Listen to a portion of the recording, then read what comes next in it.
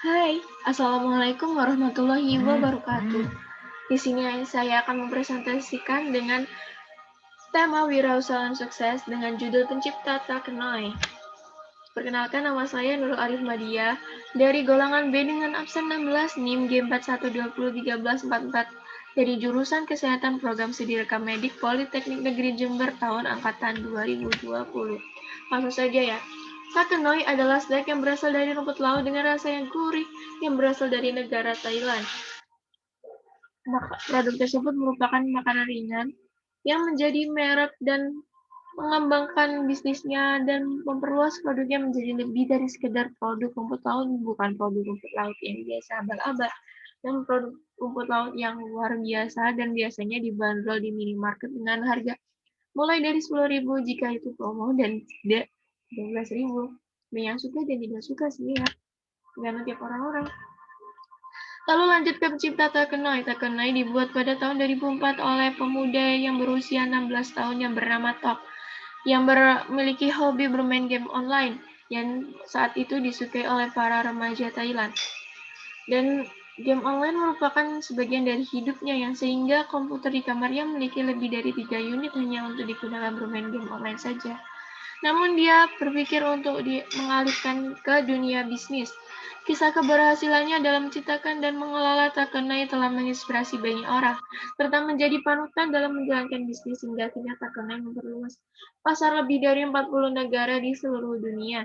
Berkat kerja keras dan inovasi yang dilakukan, Takenai berhasil menjadi merek dengan rasa yang enak dan diakui dan dicintai oleh konsumen di Thailand dan negara lain termasuk Indonesia.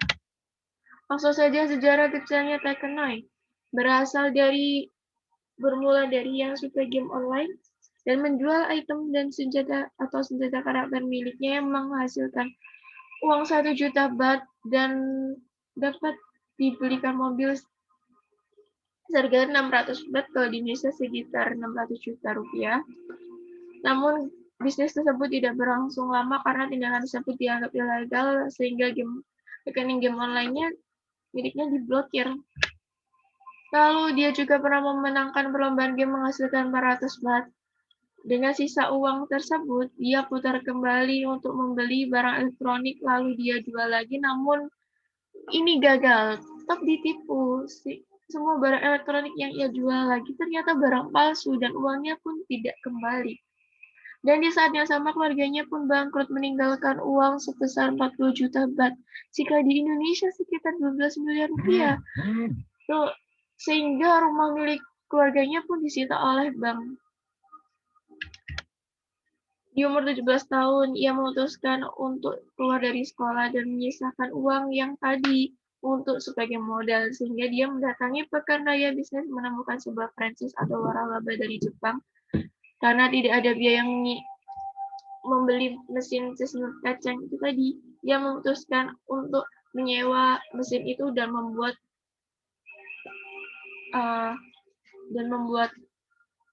produk sendiri, waralaba sendiri. Bersama dengan pamannya, ia mencari strategi berjualan yang baik agar bisnisnya dapat sukses. Ia juga melakukan beberapa eksperimen untuk mendapatkan resep terbaik agar produk kacangnya memiliki rasa yang khas dan unik.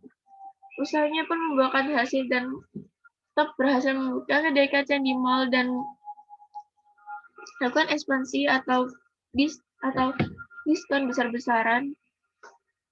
Dia menyebut bisnisnya itu roasted chestnut dan telah mencapai puncak kesuksesannya sehingga bisnisnya ada di berbagai mall, Tesco, Carrefour, dan lain-lain. Ia bilang, saya punya lebih dari 30 cabang yang memiliki penghasilan 3 juta per bulannya.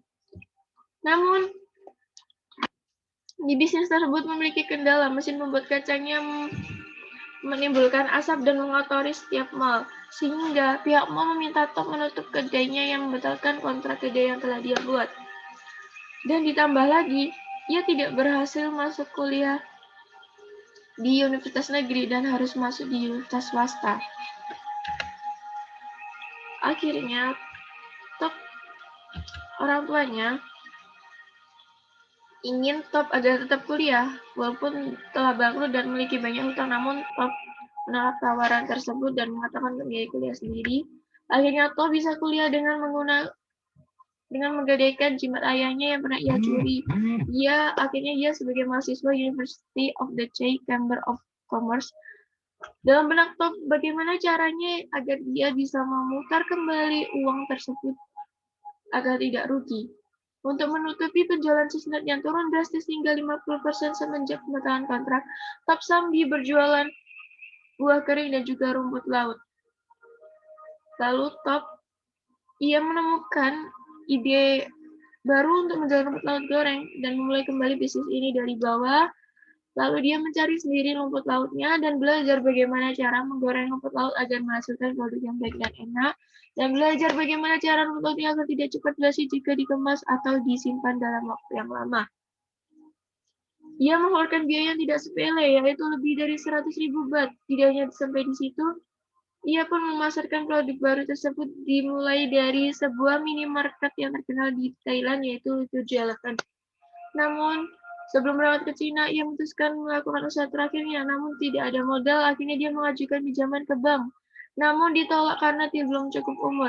Akhirnya Top terpaksa menjual mobil kesayangannya seharga 600 baht tadi untuk membuat pabrik kecil usaha rumput laut gorengnya di kantor rumput laut gorengnya. Akhirnya, lalu Top membuat pabrik kecil untuk usaha rumput laut goreng di kantor kecil milik keluarga yang tersisa. Usaha dan kerja kerasnya tidak sia-sia. Dengan sekuat tenaga, akhirnya Tom mampu memenuhi semua syarat dari 7-Eleven tadi sehingga produknya dapat dijual.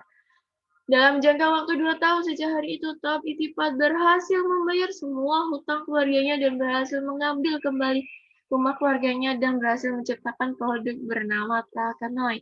Usaha Top ini memiliki penghasilan 800 juta baht, tidak sepele ya. Per tahunnya itu sekitar 235 miliar rupiah dan mempekerjakan sekitar 2.000 karyawan, bukan ratusan karyawan. Top ketika diwawancarai oleh Yahoo Singapura mengatakan ini, "Kami bisa lemah tetapi tidak pernah menyerah untuk menjaga permainan berlangsung." Oke, di sini terdapat biografi Top, sangat ganda sekali kan ya.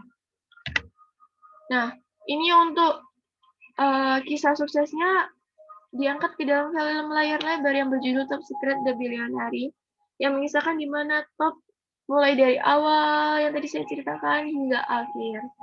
Bisa dicek di Google ya. Dan dia punya note untuk kalian, semangat. Apapun yang terjadi, jangan pernah menyerah. Kalau menyerah, habislah sudah, tewas loh ya. Jangan pernah menyerah, tetap semangat, oke?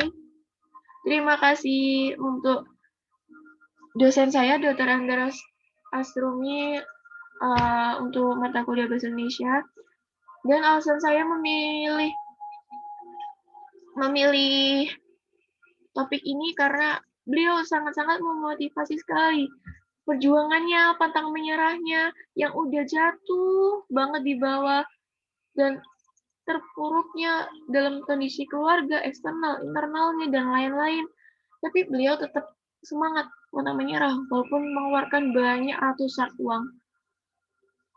Sehingga dia sukses menjadi pencipta Takanoi sekarang 235 miliar rupiah, itu banyak. Siapa sih yang nggak mau ya? Terima kasih untuk motivasinya. Tapi Itipat tadi. Saya Nurul Arif Madia, mohon undur diri. Maaf jika ada salah kata, mohon maaf jika berbelit-belit, mohon maaf jika tercepat-cepat. Mohon koreksinya, mohon kritik sarannya. Komen di bawah ya. Terima kasih untuk Bu dosen, dan terima kasih untuk kalian yang mau meluangkan waktunya untuk menonton saya. Wassalamualaikum warahmatullahi wabarakatuh.